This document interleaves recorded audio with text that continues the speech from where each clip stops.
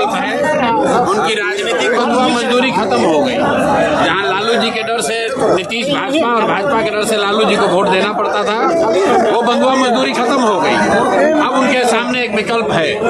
अब अगर लोग 11 तारीख को जाकर 6 और 11 तारीख को ठीक से वोट देंगे और जो रास्ता बताया गया है वैसे वोट देंगे, तो राजनीतिक बंधुआ मजदूरी के साथ साथ उनकी आर्थिक बंधुआ मजदूरी भी खत्म हो जाएगी। उनके बच्चे मजदूर बनकर बिहार से बाहर नहीं जाएंगे। यही जन स्वराज का संकल्प है। इसीलिए 3 साल पहले ये प्रयास शुरू किया गया था और ये प्रयास तब तक जारी रहेगा जब तक कि बिहार देश के 10 अग्रणी राज्यों में शामिल न हो जाए। आप स्ट्रेटजिस्ट हैं तो पार्टी अर्श पे है या फर्श पे है? अभी तो आप और हम सब फर्श पर ही बैठे हुए हैं। फर्श पे अब जब जनता जिस दिन अनुमान का कोई की बात ही नहीं है। आपके सामने जो चित्र है वो आपके सामने है।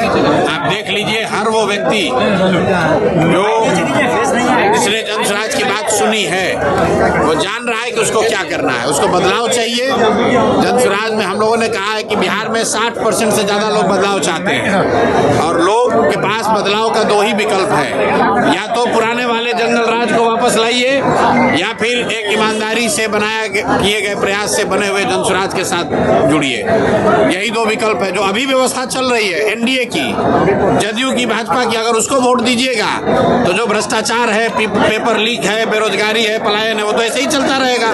तो लोगों को तय करना है कि अभी की व्यवस्था आपको चाहिए तो जाके एनडीए को वोट दे दीजिए। जंगल राज का अपहरण रंगदारी चाहिए तो लालटेन का बटन दबा दो, और अगर नई व्यवस्था चाहिए तो जन स्वराज का बस्ता पकड़ लीजिए, स्कूल का बस्ता पकड़िए, अपने बच्चों के लिए पढ़ाई रोजगार का इंतजाम कर लीजिए। सर, एनडीए के सभी नेता का खुलासा किया लेकिन राजद के कोई नेता का खुलासा नहीं किया।